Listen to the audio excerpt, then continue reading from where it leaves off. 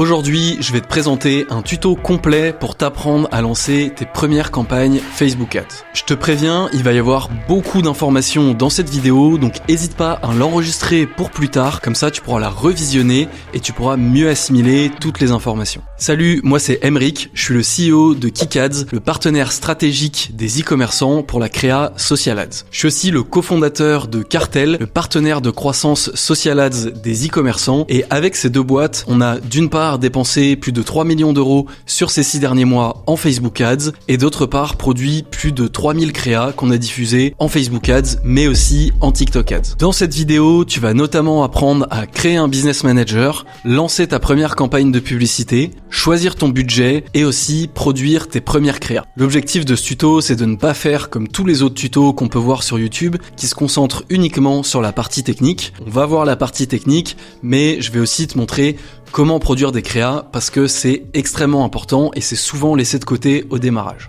Donc pour commencer, la première étape, c'est de se rendre sur facebook.com/business/marketing/Facebook. Je vous mettrai le lien dans la description, pas de souci, vous n'avez pas à le recopier. Et de cliquer sur commencer pour créer un business manager. Ici, je vais pas le faire parce que moi, j'ai déjà un business manager, donc de toute façon, je ne pourrai pas aller au bout. Mais c'est assez simple. Vous rentrez vos informations, le nom de votre société, votre adresse email, etc. Et c'est à peu près tout.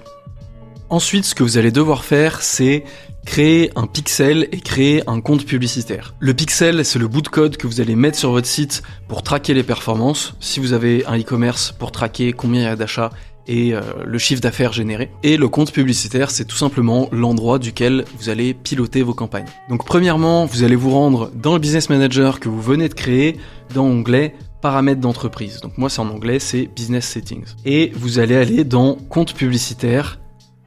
Et ici, théoriquement, ça va être vide pour vous, ou alors il va y avoir un compte publicitaire par défaut qui va être relié à votre profil personnel. Je vous conseille pas d'utiliser celui-là parce que ça va être assez galère par la suite sinon. Ce que vous allez faire, c'est que vous allez cliquer sur Ajouter, créer un nouveau compte publicitaire.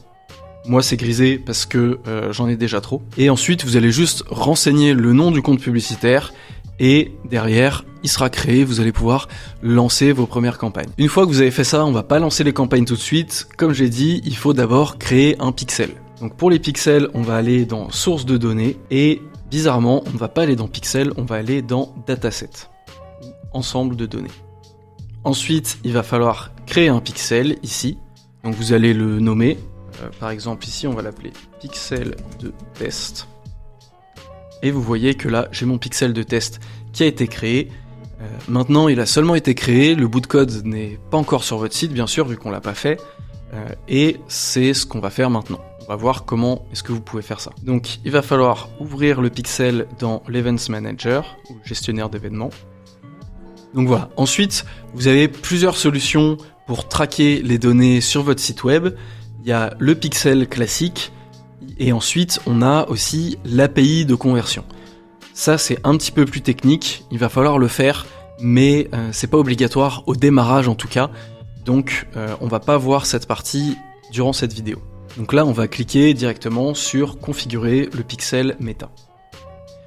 Vous avez deux solutions maintenant. Soit vous l'installez à la main sur votre site web, ce que je vous déconseille de faire, je vais vous dire juste après pourquoi, soit vous utilisez une intégration partenaire. Par exemple, si vous avez un site e-commerce, vous êtes certainement sous Shopify, sous WooCommerce ou PrestaShop. Petite parenthèse, si vous n'êtes pas sous Shopify, je vous conseille de passer sous Shopify, c'est vraiment le mieux. Et l'avantage avec ces intégrations partenaires, c'est que c'est très facile à mettre en place. Pourquoi est-ce que je vous déconseille d'installer manuellement le code du pixel sur votre site ?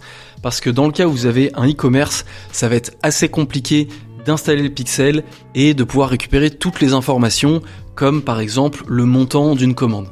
Et ce qui est quand même assez intéressant et ce qui est même capital en fait pour des campagnes e-commerce, puisque le montant de la commande et le panier moyen, ça va fortement influencer les performances de vos campagnes. Donc premièrement, on va voir pour l'intégration partenaire. On va évidemment pas aller jusqu'au bout du process parce que j'ai pas de Shopify test sur lequel installer le pixel, mais c'est très simple. Donc vous sélectionnez votre CMS, ici on va prendre Shopify. Ensuite, sur votre site Shopify, vous allez devoir télécharger l'application qui s'appelle Facebook et Instagram. Et ensuite, vous avez juste à connecter votre compte Shopify avec votre compte Meta. C'est extrêmement simple. Et il y a un tutoriel détaillé. C'est très difficile de se tromper sur cette étape-là. Donc là, on va faire comme si on avait complété le setup sur Shopify. Ensuite, pour tester, vous avez juste à rentrer l'URL de votre site web et tester le trafic. Là, bien sûr, je peux pas le faire et on est bloqué puisque j'ai pas installé le pixel. Mais c'est assez simple, honnêtement. En 10 minutes maximum, vous avez complété tout le process pour installer le pixel sous Shopify. Sous WooCommerce et PrestaShop, c'est à peu près la même chose. Ça va juste être le nom de l'application à installer qui va changer.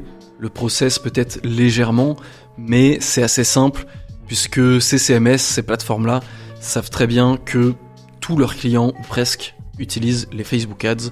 Donc ils ont rendu le process extrêmement simple. Pour installer le pixel manuellement, comme je vous ai dit, je vous recommande pas de le faire, mais je vais quand même vous montrer comment le faire au cas où vous n'ayez pas d'autre solution. Il suffit de copier le code donné par Meta. Donc c'est un script assez basique avec du HTML et du JavaScript, il me semble. Et dans ce script, vous allez voir qu'il y a un événement à chaque fois qui, de base, va être l'événement PageView. Et vous avez juste à changer cet événement pour changer l'événement qui va être traqué par le pixel. Je vais vous montrer exactement tout de suite comment faire. Donc là, j'ai juste ouvert une note. Je vais coller le code du pixel. Et ici, vous voyez qu'il y a tout un tas de codes. Il n'y a pas besoin de le comprendre. Personnellement, moi, je comprends pas tout ce qu'il y a écrit ici. Il y a juste deux informations qui vont être intéressantes. C'est ici.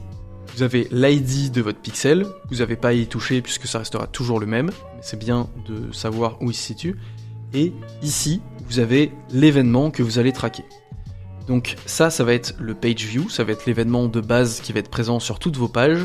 Maintenant, si vous voulez traquer un événement lead par exemple, vous allez simplement taper ici lead et vous allez recopier ce pixel et aller le mettre sur le code de votre site à l'endroit où les prospects envoient leurs coordonnées par exemple. Donc là-dessus, ça va vraiment dépendre de votre site web, de comment est-ce qu'il est fichu pour savoir où coller ce code.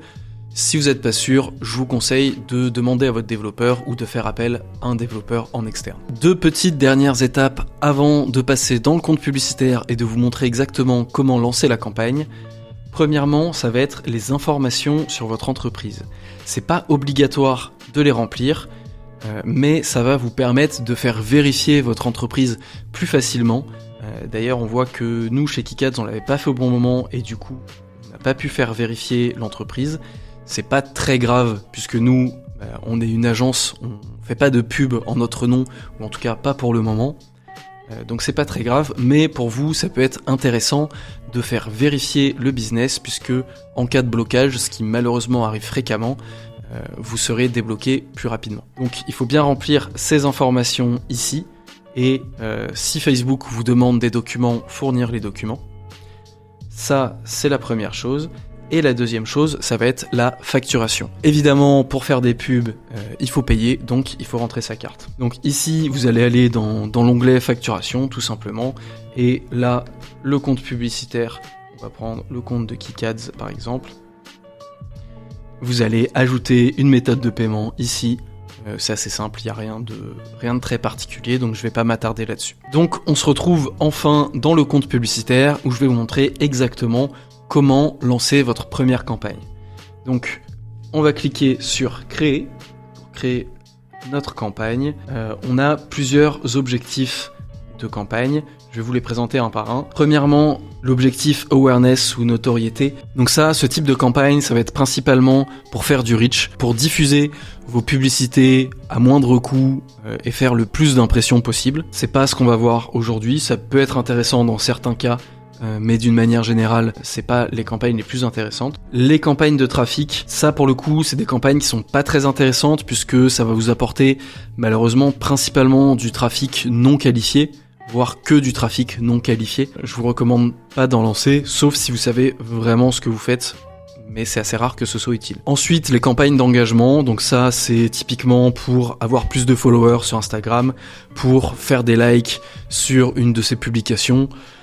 Ça peut être intéressant dans un objectif de construire une communauté, de community management, etc.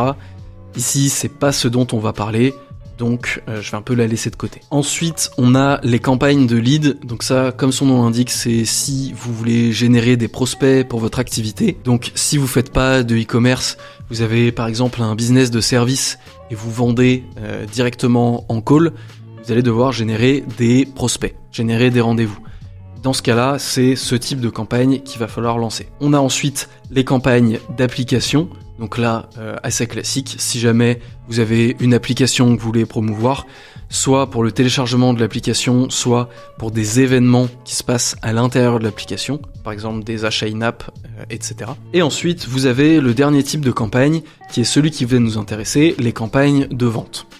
Donc ça, c'est vraiment campagne e-commerce avec un objectif de vendre des produits tout simplement. On va sélectionner ça et on va continuer. Ici, 2 types de programmation de campagne, 2 types de setup de campagne, les campagnes Advantage Plus Shopping et les campagnes manuelles. Les campagnes Advantage Plus Shopping, c'est des campagnes qui sont automatisées, qui sont très automatisées. Donc comme ça peut paraître intéressant puisque vous vous dites certainement, si vous êtes débutant, c'est automatisé, ça va être beaucoup plus simple. Oui, c'est plus simple, mais le problème c'est que ces campagnes-là, elles marchent sur le machine learning.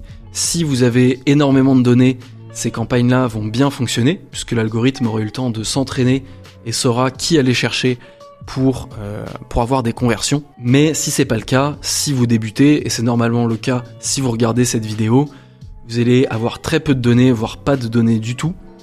Et ce type de campagne, ça va logiquement être moins performant que les campagnes manuelles. Donc aujourd'hui, on va se concentrer sur les campagnes manuelles. Et c'est parti. Donc là, on a créé notre première campagne. Pour le moment, elle est vide et on va la remplir ensemble. Donc le nom de la campagne, ça peut paraître bête, mais c'est assez important. Par exemple, ici, si on fait une campagne d'acquisition, dans un premier temps, on va l'appeler acquisition. Donc c'est important d'avoir des frameworks, en fait, d'avoir une nomenclature pour savoir comment nommer ces campagnes. Chez KickAds, on a une nomenclature, mais qui est assez complexe, qui est très complète, il y a toutes les informations qu'il faut, mais qui du coup est un peu compliquée. Donc je vais pas vous la donner ici parce que pour l'instant vous n'allez pas en avoir besoin. Ce qui est important, c'est d'avoir l'information principale. Donc, ici par exemple, c'est une campagne d'acquisition, donc on va mettre acquisition. Ensuite, les catégories publicitaires spéciales, ça c'est si vous faites de la publicité pour du recrutement, pour du crédit, pour de l'immobilier ou pour de la politique ou des enjeux sociaux. C'est assez rare de devoir les utiliser. Si vous tombez dans une de ces catégories, essayez pas de passer entre les mailles du filet, ça marchera pas. Il faut déclarer la catégorie. Ensuite, on arrive sur les détails de la campagne. Ici, on peut choisir d'utiliser un catalogue, donc un catalogue de vos produits, par exemple, pour programmer la campagne.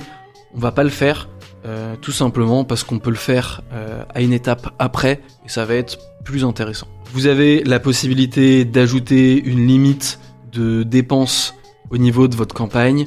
Je vous conseille de pas en mettre, puisque là, c'est pas le budget réellement que vous allez dépenser, c'est une limite. Ce qui fait qu'une fois que cette limite sera atteinte, la campagne va se couper. C'est pas très intéressant, donc on va pas l'activer d'une manière générale. Ensuite, on a la fonctionnalité A/B test. Ça peut être intéressant si vous voulez tester 2 audiences par exemple, ou 2 créas sur la même audience. L'objectif, c'est de tester une seule variable et d'avoir toutes les autres variables qui soient identiques. Par exemple, si vous voulez tester une créa, il faut la tester exactement sur la même audience, sur la même période de temps, etc. pour que la seule variable soit finalement la créa. On peut aussi faire ces tests-là à la main. Ici, c'est quelque chose qui est un petit peu technique dont vous n'allez pas avoir besoin pour le moment, donc on va le laisser de côté aussi. Alors là, on a quelque chose qui est plus intéressant, qui s'appelle le Budget Advantage Campaign, qui historiquement s'appelait le CBO. Donc concrètement, c'est le fait de mettre son budget au niveau de la campagne et pas au niveau des ensembles de publicités qu'on va voir juste après. Ça, c'est plutôt une bonne pratique, puisque ce que ça va faire, c'est qu'on va laisser Meta décider où est-ce qu'il va dépenser le budget. sur quelle audience il va le dépenser. Vous allez sélectionner plusieurs audiences et c'est Meta qui va décider laquelle est la plus intéressante et où il va dépenser le budget. C'est assez intéressant puisque l'algorithme en général, il est performant. Donc ça, on peut lui faire confiance là-dessus. On va cocher cette case. Ensuite, le budget. Donc le budget, ça c'est évidemment assez important. Il y a plusieurs choses à dire là-dessus. Si vous démarrez, vous savez probablement pas quel est votre budget, combien est-ce qu'il faut investir, et c'est certainement une de vos questions avant de regarder cette vidéo. Ce que je vous recommande, c'est d'investir au minimum une fois, voire 2 fois si vous le pouvez, votre panier moyen. Par exemple, si vous vendez des produits qui sont en moyenne à 30 €, je vous conseille d'investir grand minimum 30 € par jour, ce qui fera 900 € par mois. Si vous pouvez investir plus, c'est bien, et il vaut mieux le faire, puisque vous allez avoir plus de données. Maintenant, attention, il faut pas non plus investir dès le début 3-4 000 € par mois, même si vous pouvez, puisque l'objectif, ça va être d'investir un budget avec lequel vous êtes confortable et qui va pas vous faire stresser. C'est quelque chose qui est pas technique, mais qui est très important, puisque si vous investissez un budget qui est trop élevé par rapport à vos moyens, vous allez être constamment sur le gestionnaire de publicité, à regarder les stats, à toucher à tout, vous allez stresser, vous n'allez pas dormir et vous allez faire n'importe quoi avec vos campagnes. Investissez vraiment un budget avec lequel vous êtes confortable. Donc ici, on va mettre par exemple 40 € par jour. Ensuite, vous avez la stratégie d'enchère. Ça, c'est quelque chose qui est assez technique, mais de toute façon, dans 90% des cas, on reste sur la stratégie de base, qui est le volume élevé. Ça, on rentre dans des techniques d'achat média avancées, donc je vais pas forcément vous expliquer tout le principe qu'il y a derrière. Ensuite, vous avez cette possibilité-là, si jamais c'est intéressant pour vous, d'avoir des augmentations ou des baisses de budget à des moments spécifiques. Par exemple, si vous avez plus de ventes le week-end, si vous avez plus de ventes à telle ou telle période du mois, vous pouvez programmer ces augmentations. Dans un premier temps, honnêtement, c'est pas nécessaire. Il vaut mieux mettre un budget qui soit le plus lissé possible. Et si vous voyez qu'il y a vraiment des grosses disparités sur certains jours, dans un deuxième temps, vous pourrez peut-être utiliser cette fonctionnalité. Toujours sur cette question de budget, l'objectif c'est d'investir un budget tous les mois, qui soit le même ou qui augmente si jamais vos performances sont bonnes et que vous pouvez vous le permettre, et de ne jamais couper les campagnes. Il faut toujours avoir des campagnes actives, c'est ça qui va vraiment permettre à l'algorithme d'apprendre, de savoir qui aller cibler et d'aller chercher plus de conversions et potentiellement des meilleures conversions. Donc là, c'est tout au niveau de la campagne. Maintenant, on va passer au niveau de l'ensemble de publicités. On va cliquer sur suivant. Donc l'ensemble de publicités, ou l'adset en anglais, c'est notamment là que vous allez paramétrer l'audience que vous voulez cibler. Ici, on va prendre un exemple, on va faire comme si on était une marque de vêtements. Donc là, j'ai envie de cibler les personnes qui, par exemple, sont intéressées par la mode. Donc ce que je vais faire, c'est que je vais appeler mon ensemble de publicités intérêt mode. Tout simplement. Avant de passer à l'audience, on a d'abord le réglage du pixel, de l'événement de conversion.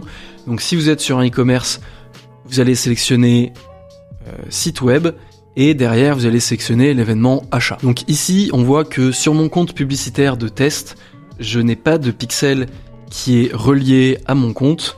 Donc je vais vous montrer tout de suite comment est-ce qu'on fait pour relier le pixel qu'on vient de créer ensemble à votre compte publicitaire. Ce que vous allez faire, c'est que vous allez retourner dans les paramètres d'entreprise.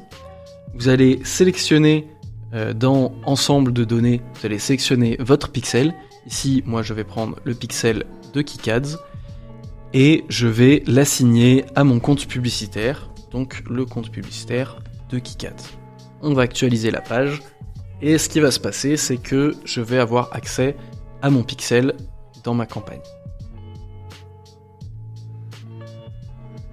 Hop, vous voyez, j'ai bien pixel de KickAds qui est apparu ici et maintenant j'ai plus qu'à choisir mon événement de conversion. Ici, vu qu'on n'a pas installé le pixel sur le site, mes événements de conversion sont pas actifs. C'est pas très grave, je vais sélectionner l'événement Purchase ou achat. Ici, vous avez l'objectif de performance, donc maximiser le nombre de conversions. Vous avez aussi maximisé la valeur des conversions, qui est peut-être pas disponible, qui peut être grisée chez certaines personnes si vous n'avez pas assez de données sur votre pixel, ce qui normalement est le cas. Mais de toute façon, je vous conseille de toujours maximiser le nombre de conversions. Ensuite, même si on a paramétré le budget au niveau de la campagne, il y a quand même cet encadré budget et calendrier. Là-dessus, vous allez juste mettre la date de lancement à aujourd'hui, dans 1 heure par exemple, le temps de programmer votre campagne. Pas de date de fin, puisque comme je vous ai dit, les campagnes tournent en fil rouge, en continu. Et ensuite, vous avez la possibilité, encore une fois, de mettre un calendrier sur votre budget. Là, c'est pas la peine, honnêtement. Et de mettre des limites de dépenses sur votre ensemble de publicités. Encore une fois, ça, on rentre dans des techniques qui sont un peu plus avancées. Ça peut avoir un intérêt, mais pas au début. On arrive sur une partie assez importante qui est l'audience. Donc l'audience, ça va être tout simplement les gens que vous allez cibler, les gens auxquels vous allez montrer votre publicité. Donc ici, on a dit que on partait sur le centre d'intérêt de la mode. Donc c'est ce qu'on va faire ensemble. Je vais pas changer la localisation puisque là on est sur un site e-commerce. On envoie dans toute la France, donc logiquement on peut laisser France. Et on va pas mettre d'âge minimum ou d'âge maximum puisque c'est pas utile étant donné qu'on cible un centre d'intérêt. On peut exclure des audiences ici. Là j'ai pas d'audience qui sont créées, mais si jamais vous avez déjà une audience qui est créée sur vos acheteurs, sur les personnes qui ont liké votre page Instagram par exemple, vous avez la possibilité de l'exclure ici. C'est pas obligatoire, surtout quand vous démarrez. Ensuite, une fois que vous dépenserez un petit peu plus de budget, que vous ferez du retargeting, etc., ça pourrait être intéressant d'utiliser ces exclusions, mais pour le moment, c'est pas nécessaire. Là, donc, on a ce qu'on appelle l'Audience Advantage Plus. C'est une nouveauté de la part de Meta, où vous allez lui donner une audience, mais qui va être une recommandation. Meta va prendre en compte cette recommandation, et derrière, va cibler, en fin de compte, qui il veut. C'est pas une mauvaise chose, mais dans un premier temps, déjà pour que vous sachiez comment on fait, et aussi parce que Meta pour le moment n'a pas de données, vu qu'on est sur un lancement de publicité, on va regarder le gestionnaire d'audience original. Hop. Donc là, vous avez les audiences personnalisées. Donc encore une fois, ça c'est si vous voulez faire du retargeting par exemple, cibler les gens qui ont visité votre site, qui ont visité votre page Instagram, etc. Vous pouvez créer des audiences pour aller les recibler. Pour le moment, c'est pas ce qu'on va faire. Tout simplement parce que si on est sur un lancement, si on est sur un démarrage, il n'y a pas encore d'achat ou très peu d'achats. Et la page Instagram, pour le moment, logiquement, n'a pas des dizaines de milliers de followers. Si c'est votre cas, bien sûr, vous pouvez créer ces audiences-là. Je vais vous montrer juste après comment on fait, c'est assez simple. Mais ici, on va cibler une audience par centre d'intérêt. Donc comme j'ai dit, on laisse sur la France en termes d'âge 18-65+, et vous pouvez choisir les genres, si vous vendez des vêtements pour hommes ou pour femmes par exemple. Ici on va dire qu'on vend des vêtements pour femmes, donc on va cibler que les femmes. Et ensuite, je vais chercher les intérêts liés à la mode. Vous voyez qu'on a plein de centres d'intérêt en rapport avec la mode, donc les magazines de mode, les accessoires de mode, etc., etc. Vous pouvez choisir ceux qui vous paraissent le plus pertinents. Ici, on a par exemple Fashion Editor, qui est un job title. Donc c'est une personne c'est des personnes qui ont renseigné sur leur profil qu'elles étaient Fashion Editor. Donc en tant que marque qui veut vendre des vêtements, c'est pas forcément le plus intéressant. Nous, on va plutôt se concentrer sur les intérêts. Donc, par exemple, les accessoires de mode, ça peut être intéressant. Et ensuite, vous allez avoir des suggestions. Donc, shopping en ligne, ça peut être intéressant. Ensuite, on va voir les vêtements, etc. Là, vous allez pouvoir mettre plusieurs centres d'intérêt. Le tout, c'est que d'une part, ce soit cohérent, et d'autre part, vous ayez une audience qui soit pas trop restreinte. Ici, vous pouvez voir la taille estimée de l'audience, c'est pas trop restreint, donc on peut s'arrêter là. On pourrait ajouter encore plus de centres d'intérêt en rapport avec la mode, ça pourrait être cohérent, mais là on va pas perdre plus de temps avec ça. Ce que vous pouvez faire, je le déconseille, il y a 2 options ici, mais c'est d'ajouter des exclusions. Par exemple, si je ne veux pas cibler des personnes qui s'intéressent au sport, parce que moi je vends des articles de mode, mais pas de mode sport, je vais mettre une exclusion sport. Sauf que forcément le centre d'intérêt sport, il y a énormément de personnes dans ce centre d'intérêt, donc on va se couper une grosse partie de l'audience. D'une manière générale, ça a assez rarement de sens de faire des exclusions de centres d'intérêt. Donc ici, on va le laisser vide. Ensuite, on peut coupler les centres d'intérêt. Par exemple, on va faire 2 groupes de centres d'intérêt. Ici, mode, et ici, par exemple, sport. Et ce qui va se passer, là, c'est l'inverse, c'est que les personnes vont devoir se trouver dans les 2 groupes de centres d'intérêt. Donc ça va être une personne qui va être intéressée par la mode et intéressée par le sport. Mais là, tout de suite, on se rend compte que l'audience, elle a diminué, forcément, vu qu'on a mis une contrainte en plus.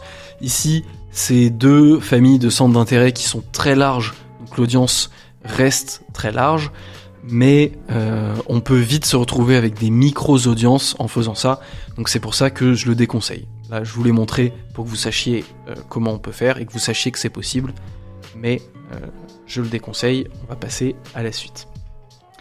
Ensuite, au niveau des langues, c'est pas forcément utile. Là, on cible que la France, vos publicités seront en français, c'est pas forcément utile de rajouter langue français. Vous pouvez le faire, mais honnêtement, ça a aucun impact. Ça va avoir un impact à l'inverse si vous voulez cibler les personnes en France qui parlent anglais, par exemple. Ici, c'est pas le cas, donc on va laisser vide. Ici, on a un encadré bénéficiaire et payeur. Donc ça, c'est obligatoire. Ça n'a pas d'impact vraiment sur la campagne, sur les performances. C'est plus quelque chose d'administratif pour dire qui paye les campagnes et qui bénéficie de la diffusion de ces campagnes. Donc là, vous marquez juste le nom de votre entreprise. Moi, je mets KickAds. Si jamais, c'est assez rare je pense, mais le bénéficiaire et le payeur sont différents, vous pouvez les dissocier. Ensuite, dernière partie au niveau de l'ensemble de publicités, vous avez les placements. Donc les placements, c'est où est-ce que vos pubs vont être diffusées. Est-ce que ça va être diffusé dans le feed sur Facebook, dans le feed sur Instagram, en story, en Reels, à quel endroit réellement les publicités vont apparaître. Donc il y a plein de possibilités. Je vous recommande de laisser les placements automatiques parce que c'est le plus performant. Les placements automatiques, ce qui va se passer, c'est que Meta va décider lui-même où diffuser les publicités en fonction des performances. En général, ça va être le feed Facebook, Instagram et les stories, voire dans certains cas les Reels, qui vont le mieux fonctionner. Mais Meta va définir les budgets investis sur chaque format en fonction des performances. Donc ça sert à rien de se couper de certains formats. Donc là, on a fini le paramétrage de notre ensemble de publicités. Maintenant, on va passer à la publicité. Donc ici, au niveau de la publicité, pareil, je vous conseille de mettre un titre qui soit sans équivoque, où vous sachiez tout de suite de quoi on parle. Donc par exemple, là, si on dit qu'on va diffuser une image, on met image. On va mettre l'argument qui se trouve dans la vidéo, par exemple promo Black Friday, et le nom de la créa. Donc le nom de la créa, on va dire Emma photo t-shirt, voilà, par exemple. Donc c'est assez basique, encore une fois, on peut aller beaucoup plus loin dans la façon de nommer les publicités, mais au départ, l'essentiel c'est que vous vous y retrouviez.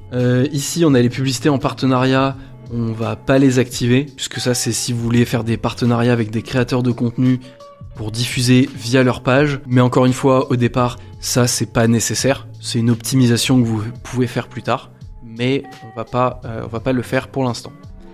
Là, vous allez sélectionner votre page, donc la page qui va diffuser les publicités. Donc moi je vais sélectionner KickAds et votre compte Instagram. Donc logiquement, votre compte Instagram et votre page doivent être reliés ensemble et doivent être reliés à votre business manager pour pouvoir diffuser les publicités en même temps sur votre page et votre compte Instagram. C'est important puisque si votre compte Instagram n'est pas relié à votre page Facebook et pas relié à votre business manager, vous allez diffuser avec un faux compte Instagram en quelque sorte. Je vais vous montrer à quoi ça ressemble. Voilà, ce qui va se passer, là on avait créé pour un client une page basique sur Facebook pour diffuser des publicités, et ce qui va se passer, c'est que là c'est la page Facebook qui va diffuser les publicités. Donc si quelqu'un clique sur le nom du compte Instagram, ça va être vide, il va rien avoir et c'est pas top pour rassurer un client potentiel. Donc bien relier votre compte Instagram et votre page Facebook au Business Manager. Ensuite, pour programmer la publicité que vous allez mettre en ligne, c'est assez simple. Donc vous avez deux possibilités principalement. Uploader manuellement une vidéo, une image, votre créa que vous allez diffuser, ou utiliser un catalogue. Le catalogue, ça va être un ensemble de vos produits. Donc si vous avez l'intégration partenaire sur Shopify, le catalogue se crée automatiquement et vous allez avoir toutes vos photos produits avec toutes vos descriptions, les prix, etc. Et si vous sélectionnez catalogue, vous allez par exemple pouvoir afficher un carrousel avec vos différents produits qui vont défiler avec les prix et les descriptions. Ça peut être intéressant surtout si vous avez un catalogue fourni. Si vous avez seulement 2 ou 3 produits différents, ça n'a pas d'intérêt. Donc ici, on va garder upload manuel. Il y a plusieurs possibilités, soit vous diffusez une image ou une vidéo, soit un carrousel, soit un format collection. Ici, on va se concentrer sur images et vidéos, puisque vous n'avez pas besoin de plus pour démarrer. Les carousels, ça va être des formats un peu plus compliqués à produire, donc on va se concentrer sur images ou vidéos. Ici, je vous conseille de décocher cette case, c'est des recommandations méta, mais ce qui va se passer, c'est que ça va vous faire apparaître dans un mini carrousel sur Instagram qui va être commun en fait avec d'autres annonceurs. J'ai jamais vu ça performer très bien pour l'instant, c'est un nouveau format, mais je vous conseille de le décocher. Ensuite, vous avez votre publicité en tant que telle. Donc là, il va falloir ajouter un média, donc une image ou une vidéo, un texte, un titre, une description, un call to action. On va regarder ça ensemble. Donc là, pour le test, je vais pas mettre une vraie publicité, je vais juste mettre une image qu'on a en stock pour que vous vous rendiez compte de à quoi ça ressemble. Hop, donc là, on va cliquer sur ajouter une image et ce que je vais faire, c'est que je vais ajouter ça. C'est pas du tout une publicité, mais c'est pas grave. Donc là, on a les différents formats. Ce qui va se passer, c'est que vous allez pouvoir recadrer les formats. Ici, je vous conseille de produire directement vos visuels dans les bons formats, comme ça vous n'aurez pas à les couper. Ce sera quand même beaucoup plus pratique. Sur le feed, pour les publicités images, comme c'est le cas ici, c'est du 1 par 1, c'est le plus pratique. Et sur les stories et les reels, on est sur du 9 par 16. Donc là, évidemment, c'est pas un visuel que j'avais prévu pour ce type d'utilisation, donc c'est croppé, mais c'est pas grave, c'est pour vous montrer à quoi ça ressemble. Voilà, alors là, par défaut, vous avez des optimisations qui sont ajoutées, qui sont cochées. Je vous conseille de toutes les décocher, parce que ça, c'est quelque chose que Meta pousse depuis je pense 1 an maintenant, mais honnêtement, pour le moment en tout cas, c'est pas au point. Ça va ajouter des musiques à vos créas, ça va mettre en avant des commentaires sous vos créas, et souvent ça peut faire des résultats assez moches et qui correspondent pas du tout à votre marque. Donc je vous conseille de tout décocher. Hop, et on va passer tout de suite à la suite. Ensuite, du coup, vous avez le texte. Donc le texte, c'est ce qui va s'afficher en haut de votre publicité. Donc ici, vous allez mettre un texte qui va décrire un petit peu votre proposition de valeur. Donc si on était sur une marque de vêtements, alors là, j'ai rien préparé, donc recopiez pas ce que j'ai mis parce que ça va pas être bon. mais vous allez pouvoir mettre par exemple nos super t-shirts sont fabriqués en France et très joli. Voilà, c'est le pire texte publicitaire qui puisse exister, ne faites pas ça chez vous. Mais vous voyez que le texte est affiché en haut de la publicité, comme ça vous voyez comment ça fait. Ici, vous avez la possibilité sur le côté de voir les différents formats. Donc là, vous avez le feed Facebook avec le texte au-dessus, et ici le feed Instagram avec le texte en dessous, qui apparaît ici. Vous pouvez également regarder comment ça va rendre sur les stories, par exemple. Voilà, vous avez tous les formats. Vous pouvez mettre plusieurs options de texte. Là-dessus, si vous avez un petit budget, je vous le conseille pas nécessairement, puisque du coup Meta va tester toutes les options, et forcément plus petit le budget est, moins vous allez dépenser sur chaque option de texte, et ça va mettre plus longtemps de tester chaque option de texte. Donc pour démarrer, en tout cas, je vous conseille d'en mettre un seul. Ensuite, on a le titre. Donc là, on va mettre par exemple t-shirt pour femmes coton bio. Ici, on a le titre que je viens d'ajouter, t-shirt pour femmes coton bio, qui apparaît juste en dessous de la créa. Je vais vous montrer. Alors ici, j'ai un petit bug, je sais pas pourquoi, un bug d'affichage, ça s'affiche pas. Ça arrive assez souvent malheureusement sur le Business Manager. Ce que vous pouvez faire, c'est aller dans Aperçu avancé, et normalement là, vous voyez que c'est bon. Le titre apparaît bien ici à l'endroit prévu à cet effet. Ensuite, vous pouvez ajouter une petite description. Cette description, elle se verra pas toujours quand vous allez diffuser vos publicités. Donc vous pouvez l'ajouter, c'est vraiment plus pour les mots-clés qu'autre chose. Donc vous allez pouvoir par exemple décrire votre marque, décrire les produits que vous vendez, et comme ça l'algorithme de Meta va scanner en fait ce texte et va diffuser la publicité à des personnes qui sont intéressées par ce que vous avez écrit. Ici je vais pas faire d'exemple puisque de toute façon ça apparaîtra pas sur la publicité vu que le titre est trop long. Ensuite, vous avez la possibilité de mettre un call to action. Donc, par exemple, si vous faites du e-commerce, là vous avez Shop Now, ou en français Acheter maintenant, qui apparaît ici. Donc ça, il n'y a pas besoin d'être très original sur le call to action, vous laissez Acheter maintenant, c'est très bien. Ensuite, vous avez la possibilité d'ajouter ce que Meta appelle des info-labels. J'ai pas forcément la traduction en français, ça apparaîtra au même endroit sur votre Business Manager. Donc ça va être la possibilité de notifier que vous avez l'envoi gratuit, que vous avez les retours gratuits, que vous acceptez tel ou tel mode de paiement. C'est un détail honnêtement. J'ai jamais vu ça faire énormément de différence sur la conversion. Vous pouvez l'ajouter si vous voulez. Ça change pas grand chose honnêtement. Ensuite, vous avez la possibilité d'ajouter, ça c'est nouveau, un code de réduction. Donc par exemple promo 20, hop, qui apparaîtra directement sur la publicité. Vous pouvez choisir soit de l'ajouter ici, soit de l'ajouter dans le texte en haut, ce qu'on fait aussi souvent. Dans le titre, sur votre créa, ça c'est vous qui voyez.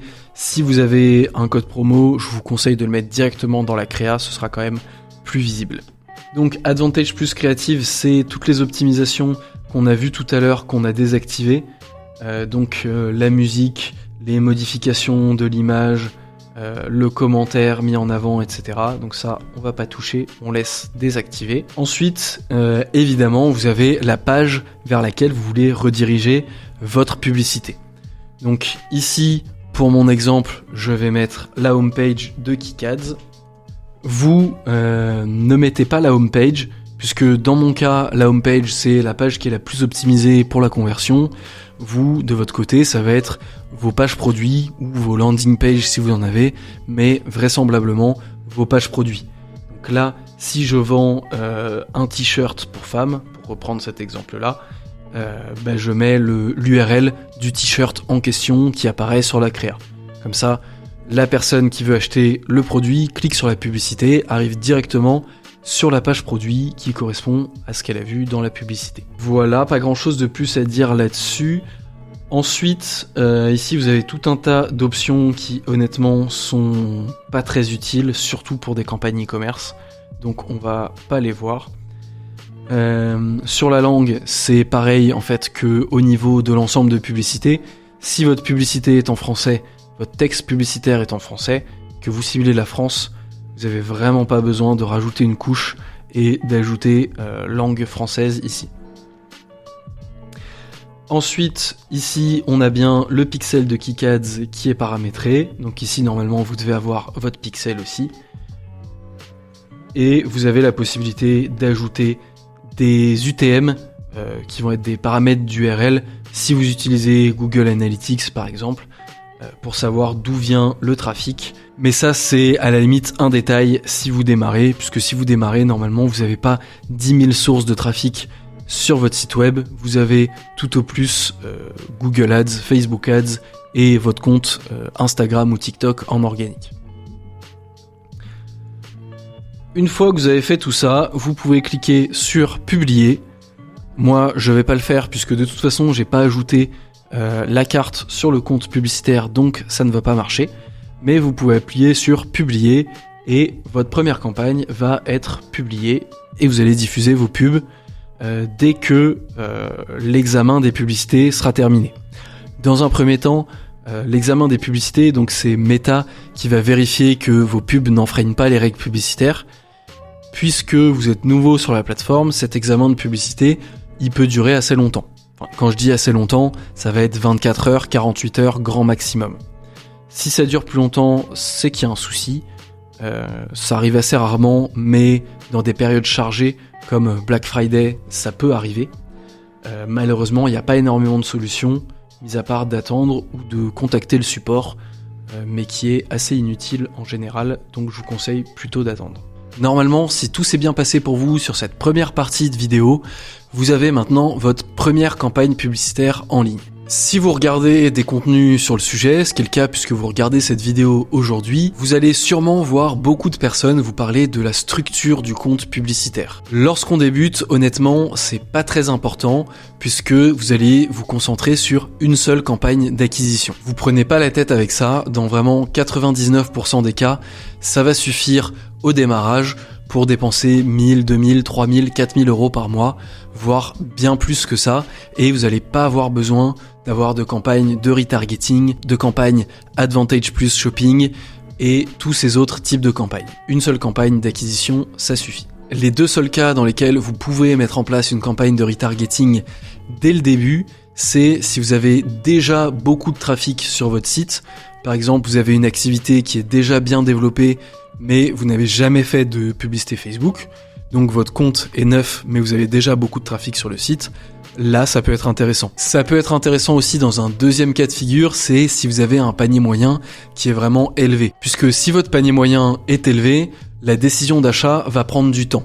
Entre la première fois où une personne va voir votre publicité et le moment où cette personne va acheter, il peut se passer 30 jours, il peut se passer même plus que 30 jours. Et dans ce cas-là, ça peut être intéressant de faire des publicités de retargeting. Si vous n'êtes pas dans un de ces deux cas-là, je vous conseille vraiment de ne pas faire de retargeting au démarrage et de vous concentrer sur une seule campagne d'acquisition. Dans votre campagne d'acquisition, vous allez mettre 2 ou 3 ensembles de publicités maximum. Vous allez cibler donc 2 ou 3 audiences différentes maximum. L'objectif, c'est de ne pas trop éclater le budget, puisque si vous avez un petit budget et que vous testez 3, 4, 5, 6 audiences, toutes ces audiences-là vont très peu dépenser au final et ça va mettre très longtemps de les tester. Pareil, au niveau des ensembles de publicités, je vous conseille de mettre entre 3 et 5 publicités grand maximum part ensemble. L'objectif, c'est exactement le même, c'est de ne pas trop éclater le budget publicitaire, sinon vous allez vous retrouver à dépenser 1 ou 2 euros par jour par publicité, et ça va mettre très très longtemps avant de performer. Dernière partie avant de passer à la partie créa, c'est l'optimisation des campagnes. La chose la plus importante à savoir sur l'optimisation des campagnes, c'est que paradoxalement, il faut pas trop toucher à ces campagnes. Si vous faites une modification, que vous voulez tester une nouvelle audience ou une nouvelle créa par exemple, mettez en ligne et ne touchez à rien pendant au minimum 1 semaine. Je sais que c'est frustrant, vous démarrez, vous dépensez votre argent, vous avez envie de voir les résultats le plus vite possible et vous avez envie de modifier le plus vite possible si ça marche, mais si vous modifiez tous les 2 jours, tous les 3 jours, ça va tout simplement pas marcher. Attendez vraiment minimum 1 semaine pour prendre une décision et voir si votre modification a fonctionné ou non.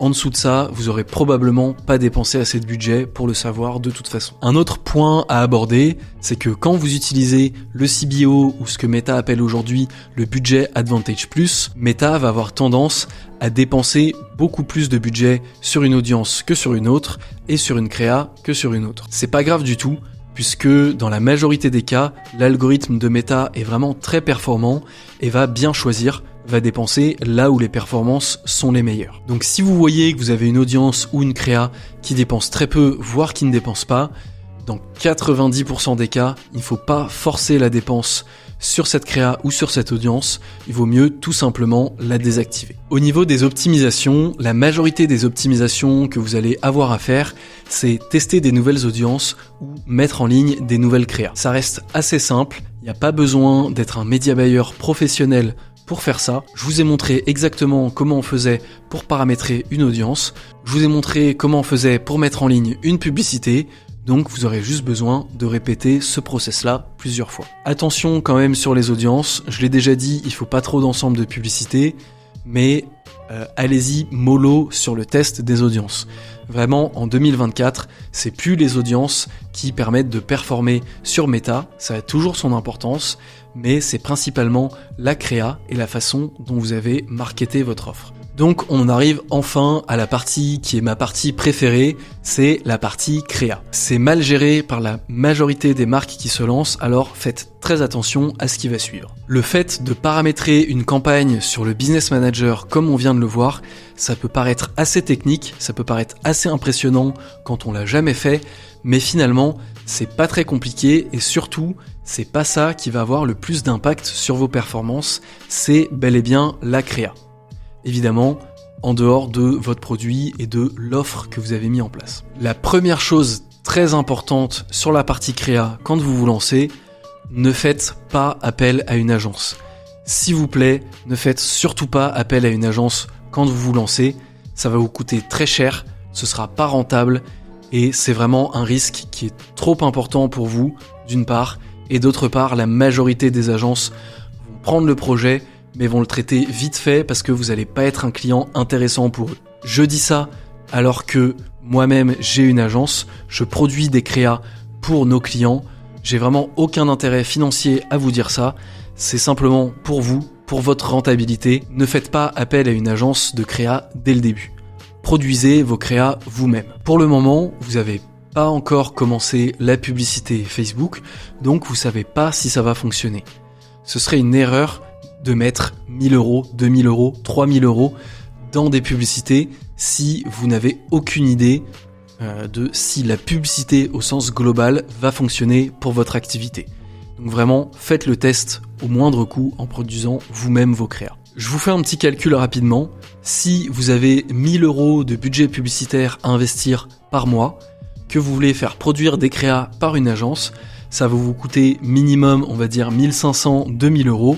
Ce qui fait que tout de suite, votre budget publicitaire va être multiplié par 2,5, voire par 3. À partir de là, c'est impossible d'avoir des retours sur investissement suffisants pour rentabiliser cet investissement-là. C'est pour ça que investir dans de la créa, vous pourrez le faire à partir du moment où vous dépenserez 5000, 6000, 7000, 8000 euros mensuels sur Facebook Ads, là, ces coûts seront amortis beaucoup plus facilement. Le fait de faire vos créas vous-même, je sais très bien que ça peut faire peur. Vous pouvez vous dire, moi je suis pas quelqu'un de créatif, j'ai pas fait d'études de graphisme, je sais pas faire, ça va pas marcher. Honnêtement, tout le monde peut le faire, il n'y a pas besoin d'être graphiste, il n'y a pas besoin d'être vidéaste professionnel, tout le monde peut le faire à condition de suivre les conseils que je vais vous donner et d'utiliser des formats qui sont assez simples. Vos premières publicités, honnêtement, elles seront pas belles. Mais c'est pas grave, on s'en fiche. L'objectif, c'est pas de faire des publicités qui soient jolies visuellement. L'objectif, c'est de faire des publicités qui fonctionnent, des publicités qui font cliquer et qui rapportent de l'argent. Et ça a vraiment pas besoin d'être joli. Ce qui compte par-dessus tout, c'est le message que vous allez faire passer et l'authenticité. L'authenticité, c'est honnêtement pas obligatoire, mais c'est quelque chose qui marche bien sur les réseaux sociaux, puisque c'est des contenus qui vont s'insérer facilement dans le feed ou dans les stories par exemple. Ça va être des contenus qui vont être les mêmes que des contenus organiques. Donc ça va assez bien fonctionner et ça a clairement pas besoin d'être joli ni d'être professionnel. Donc je vais vous donner quelques exemples de formats que vous pouvez faire vous-même, qui sont faciles à faire. Premièrement, vous avez la vidéo fondateur. Donc ça c'est très simple. Vous filmez face caméra avec votre téléphone portable, s'il a une bonne caméra, sinon avec un appareil photo ou un téléphone que vous empruntez à quelqu'un d'autre, peu importe. Vous filmez face caméra et là vous parlez de pourquoi vous avez créé votre entreprise, contre quoi est-ce que vous vous battez. Petite parenthèse, il faut forcément avoir un combat, il faut forcément se battre contre quelque chose et pas pour quelque chose. Ça marche beaucoup mieux. Une fois que vous avez parlé de la raison de la création de votre marque, de votre combat, vous parlez un peu plus de votre produit, de ses caractéristiques et des bénéfices de l'utilisation de ce produit. Au niveau du discours, c'est à peu près tout. Ensuite, au montage, il y aura juste besoin d'entrecouper votre face caméra avec des rushs ou des photos de votre produit, soit en utilisation, soit juste du produit. Et le tour est joué, c'est assez facile à faire. Sur le montage, honnêtement, juste avec une application comme CapCut, ça va vous prendre, si vous connaissez pas du tout l'application, 1 heure à tout casser. Entre l'écriture du script, le tournage, le montage, vous en avez pour 2 heures maximum. Ensuite, on a un autre format qui est la note post-it. Ce format, c'est clairement un glitch dans la matrice. Ça fonctionne sur 100% des comptes publicitaires où je l'ai testé. C'est le seul format où c'est le cas d'ailleurs. Donc, je vous invite vraiment à le tester. Le principe est hyper simple. Mettez votre produit en situation, peu importe où, vous prenez une photo de votre produit avec une note post-it collée dessus, un message écrit sur le post-it, et c'est tout. Et vous le diffusez comme ça, sans aucune retouche, sans aucun montage, juste la note post-it avec un message qui définit soit le bénéfice du produit, soit une caractéristique intéressante, collé sur le produit ou à côté du produit si vous voulez qu'on voit vraiment bien votre produit sur l'image, et c'est tout. Vraiment, vous le diffusez comme ça marche très très bien. L'avantage de ce type de créa, c'est que vous pouvez la répliquer à l'infini, en changeant le message sur le post-it ou en mettant votre produit dans une situation différente, et vous pouvez tester quel message fonctionne le mieux. Ça, en termes de temps de production, c'est vraiment très rapide, grand maximum 5 minutes, et encore ça, c'est si vous avez du mal à trouver le bouton appareil photo sur votre téléphone. Sinon, vraiment, vous prenez un post-it, vous écrivez au marqueur dessus, vous collez le post-it, vous prenez la photo, 1 minute à tout casser, c'est plié. Ensuite, vous avez un autre type de format qui ressemble pas mal, c'est les photos UGC. Ça, encore une fois, c'est très simple.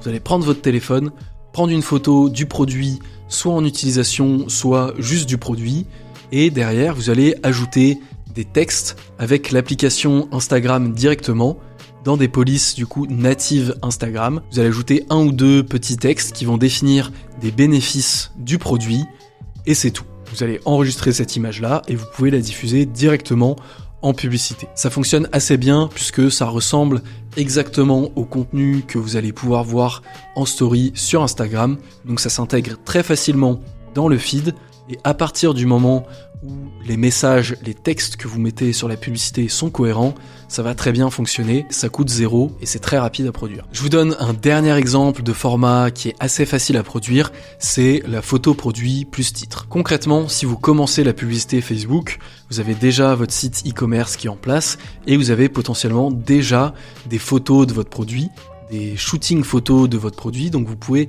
réutiliser ces photos, juste ajouter un gros titre qui définit soit un des bénéfices de votre produit, soit le problème que règle votre produit, et c'est tout.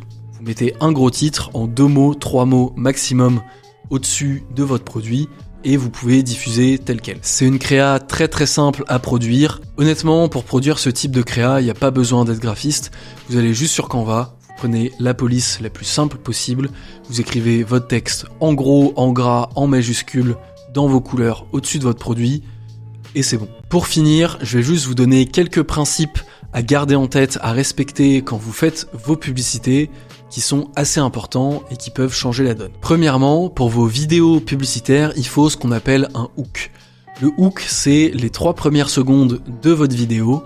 C'est vraiment le début, c'est ce qui va faire que l'attention de l'utilisateur sur les réseaux sociaux va être captée ou qui va tout simplement passer à la vidéo suivante. Le temps d'attention sur les réseaux sociaux, il est très faible, donc il faut vraiment être marquant, être impactant et surtout en fait être intéressant dès les premières secondes si vous voulez que le reste de votre vidéo soit visionné. Là-dessus, je vous conseille d'essayer de générer des émotions, par exemple d'attirer l'attention, de susciter la peur, l'envie ou la curiosité. C'est des émotions qui marchent très bien dans des hooks et ça, il faut le faire très rapidement dans les 2-3 premières secondes. Ensuite, toujours pour les vidéos, ajoutez un call to action à la fin de la vidéo. Un call to action, si jamais vous ne le savez pas, c'est une invitation à cliquer sur le lien, une invitation à faire une action. Donc ici, ça va être acheter le produit, cliquer sur le lien pour en savoir plus, etc., etc. Ensuite, pour les images, il ne faut pas que vos images soient trop chargées. Il ne faut pas qu'il y ait trop de texte sur l'image. C'est pour ça d'ailleurs que je vous ai conseillé un format photo plus titre. Comme ça, il y a un seul texte qui est en très gros.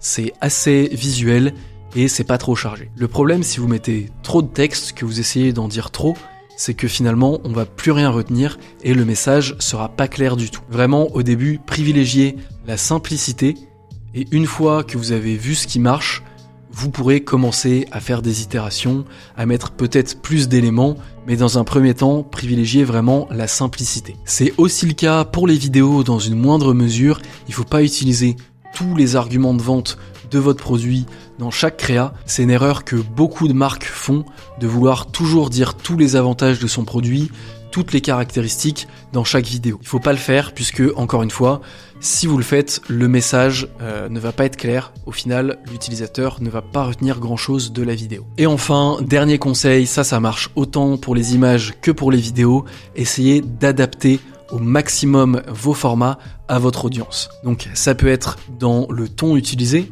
dans le vocabulaire utilisé, dans les formats utilisés. Par exemple, sur les vidéos, si vous vous adressez aux jeunes, vous pourrez faire des montages beaucoup plus dynamiques. Si vous vous adressez à des personnes qui vont avoir plus de 60 ans, il va falloir faire des montages beaucoup moins dynamiques, justement, un peu plus lents. Et encore une fois, adapter le ton, par exemple, sur certaines audiences, vous allez pouvoir utiliser l'humour, sur d'autres, pas tellement. Et sur certaines audiences, vous allez même pouvoir distinguer certains types d'humour que vous pourrez utiliser sur une cible, mais pas sur une autre. Donc là-dessus, vraiment, il faut connaître au maximum votre audience et adapter au maximum les messages et les formats à l'audience. Voilà, c'est terminé pour ce tutoriel. J'espère que ça t'a plu. C'était assez long, j'espère que c'était quand même digeste et que tu auras retenu un maximum d'infos. Si jamais t'as des questions, n'hésite pas à me les poser en commentaire. J'essaierai d'y répondre, voire de faire une autre vidéo sur le sujet. Normalement, avec ce que je t'ai montré là, tu devrais déjà avoir tout ce qu'il te faut pour mettre en ligne ta première campagne de publicité et faire tes premières publicités toi-même facilement et gratuitement. Si le contenu t'a plu, je t'invite à laisser un like sous cette vidéo, laisser un commentaire pour me le dire. Si jamais ça t'a pas plu, tu peux aussi me dire pourquoi, ça m'intéresse. Et je t'invite aussi à t'abonner à la chaîne si la publicité en ligne t'intéresse. Je mets en ligne une nouvelle vidéo chaque semaine, comme ça tu rateras pas les suivantes. C'est tout pour moi, je te dis à la semaine prochaine pour une nouvelle vidéo. Salut!